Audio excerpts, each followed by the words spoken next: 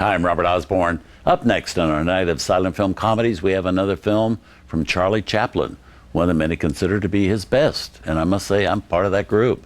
The movie is City Lights, a film from 1931, and although it was released 2 years after what was basically the death of silent films, this movie is just that. It's silent with no dialogue.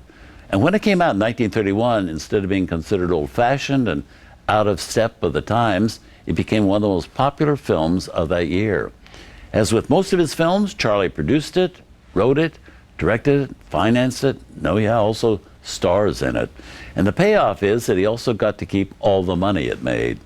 He again plays his famous character, the little tramp, this time a fellow who befriends and falls in love with a young blind girl. She, of course, unable to see that this woebegone character who's so kind to her and hopelessly in love with her is a poor, penniless tramp with ragged clothes and wearing dilapidated shoes. And as you very likely know, Charlie Chaplin was unique in the way he planned and meticulously filmed his movies. He would often develop a story of a film as he went along, not knowing when he started filming a project where the story would go or how it would end. He was also such a perfectionist, he would often do 20 or 30 takes of a particular scene till he felt it was exactly what he wanted. And he could afford to do that because he was his own boss.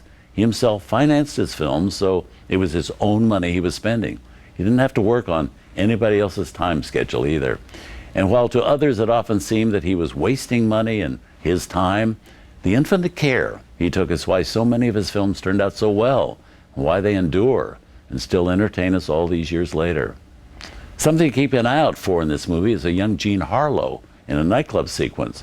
When Chaplin shot the scene Harlow's in, she was an unknown doing bit parts in Hollywood to scrape by, but it took Chaplin so long to finish and release this film that by the time the film opened in theaters, Harlow made the 1930 film Hell's Angels and had become a huge star. So here from 1931, Charlie Chaplin and a new leading lady, the future Mrs. Cary Grant, Virginia Cherrill as a blind girl. Here's City Lights. Virginia Cherrill, who played the blind girl, had never made a film before.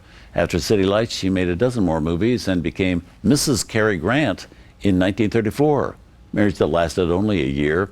And soon after that, she retired from films altogether, had a very successful 48-year marriage living in Santa Barbara, California. She died in 1996 at the age of 88.